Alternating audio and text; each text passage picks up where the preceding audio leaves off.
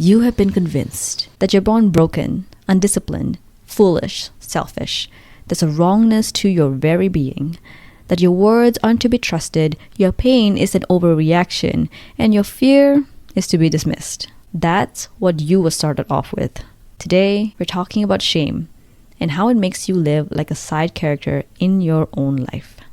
I see you repeatedly beat yourself up in your head, sink into yourself instead of speak up, talk yourself out of going for more, drain all your energy into overthinking every move. And it doesn't really get better the older you grow, does it? Because that was the dream that your shame sold you. It said, look, get the job, the partner, the kids, the experience, and I'll pack my bags and leave. That's when my lease ends anyway. And you think, lease? You don't even pay rent. But fine, I'll do those things. And you do those things. And guess what? It actually packs its bags. It's leaving. But then not long after, all those old habits start creeping back up. The overthinking, the self-doubt, the letting people talk down to you. The house is getting messy again. The pipes are leaking. Things are breaking. Is that little shit back in the house? Oh yeah. It's in the attic and in the walls. Because that is what shame is.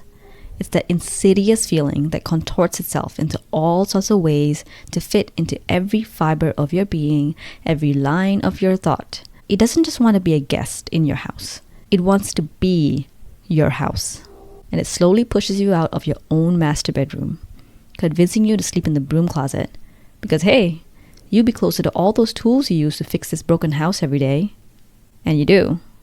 Suddenly, you're no longer the owner of this house. You're just a maintenance guy. You shouldn't be spending most of your energy fixing your house, my friend. You deserve to have that time to actually live in it.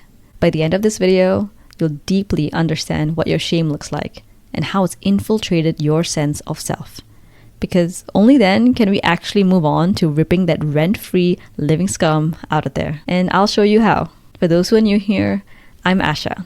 I've spent the last 10 years studying the underlying patterns that drive people's shame and anxiety and how they show up in life. As a coach who's helped people all around the world show up as their full selves and finally go after what they want. So I'll be sharing with you all the insights and discoveries I've made with my clients so that you can walk away from this video at least one step closer to the life we both know you deserve. So if you like content like any of this, click subscribe, and I am so happy to have you here. We'll go through 4 things today. The origin of shame, how it morphs throughout your life, how you unintentionally feed it, and how the hell to get rid of it.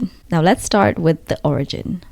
From my experience, almost all the time it starts in childhood to teenagehood, while 90% of the time it comes directly, you guessed it, from your parents. We know the toxic, guilt-tripping, controlling, narcissistic, overbearing, just all around unhealthy, immature parents introduced this radioactive, amorphous blob called shame to you pretty early on in life. From the things they call you, the contempt they have when they look at you, like you're inherently wrong, that needs to work real hard to be right. They didn't just introduce shame to your life.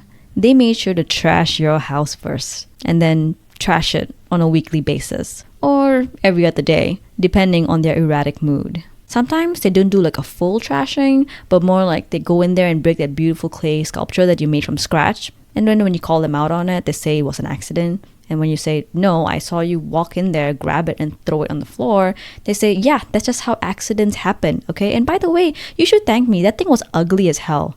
Also, you need to do some decorating. This place is messy. To you, this is normal. It's stressful, god-awful. You hate it here, but it's where you were born. And you think, I can't wait to get out of here. And then the trashing can finally stop. I can finally have this house all to myself. All the little clay sculptures I want. Paint the house however I like. But by that time, that amorphous blob has taught itself how to secretly live in the attic and do all the trashing by itself. You can never catch a break, huh? And that is what we're dealing with. I want you to understand the severity of it because I've seen so many people think that just because it's been years since their parents last entered the house, it means that they're fine. They live thinking that all this internal struggle is just part of life, that you need to do all this work just to feel okay. And I'm here to tell you, it's not. It's not supposed to feel this hard.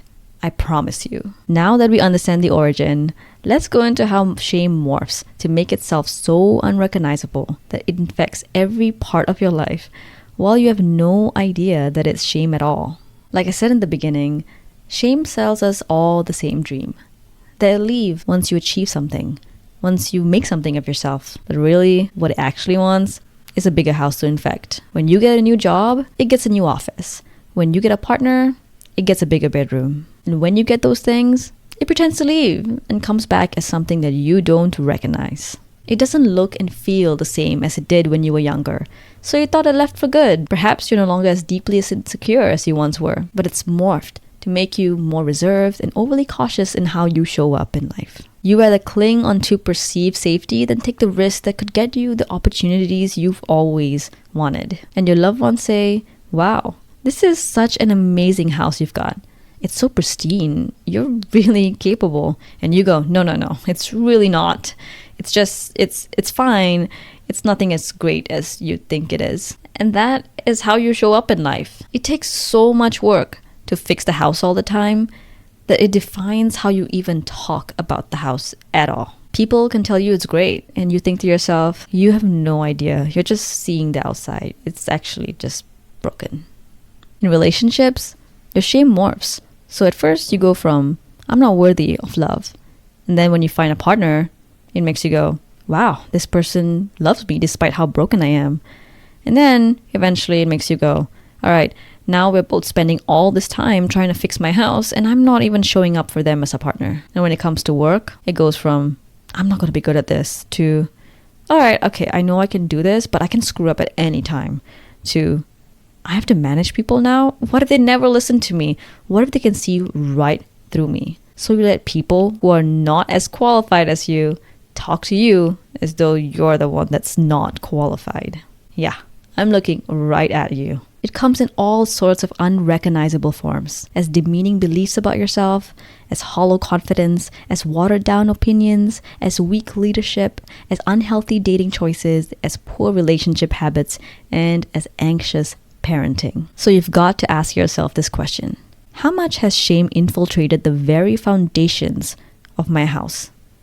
Do I know myself as well as I think I do? Most people don't even get to this part. They're completely unaware of just how deep their shame runs. They think they've dealt with it when they moved out. And now this is just who they are, living years and years battling their mind and never really living. It's gut-wrenching to see. So with all of this said, let's move on to the unintentional ways that you feed your shame. If there's one thing I want you to take away from this video, it's this. Most people are always trying to feel better than you because most people are unhealthy.